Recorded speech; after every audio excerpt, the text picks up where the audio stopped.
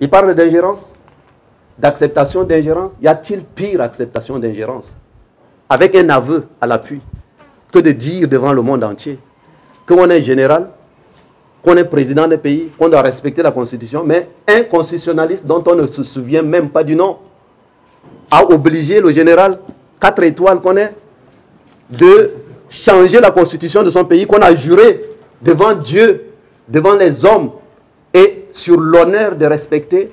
Et après, derrière, on fait jurer les ministres de la République sur le Coran ou sur la Bible en espérant qu'ils vont respecter quoi? Voilà les choses. Ça s'appelle de l'exigence. Être un transformateur, c'est être aussi dans l'exigence. Si ce que je suis en train de dire n'est pas un fait réel, qu'on me jette la première pierre. Est-ce que ce n'est pas vrai? Y a-t-il pire aveu d'ingérence dans la République? Donc ceux qui nous demandent de respecter les choses, d'être... Alors, est-ce qu'il y a un mal à demander de l'aide à un ami quand on est en difficulté? On a dit dans un stade qu'il n'y a pas de mal à demander l'aide d'un ami.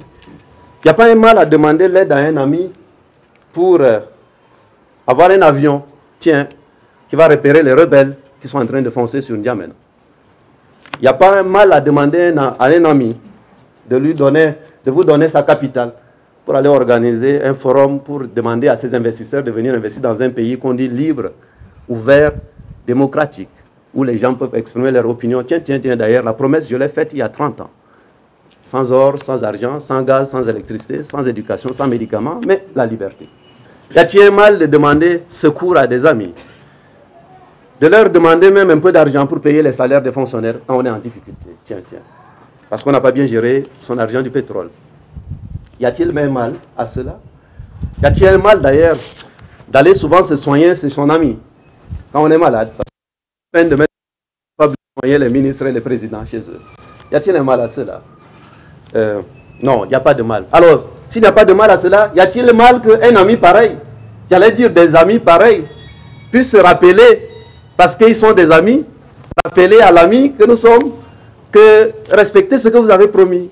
La liberté, tiens, cette liberté qui peut permettre à quelqu'un de tenir une conférence à Mongo, tout en ayant interdit un autre à Mongo, d'aller tenir une conférence à Bundu, d'être en plein air à Bangor, et de dire aux gens, jamais nous ne permettrons ceci. Mais on demande quoi? Pas d'arracher leur liberté et de nous donner, non, de permettre cette liberté.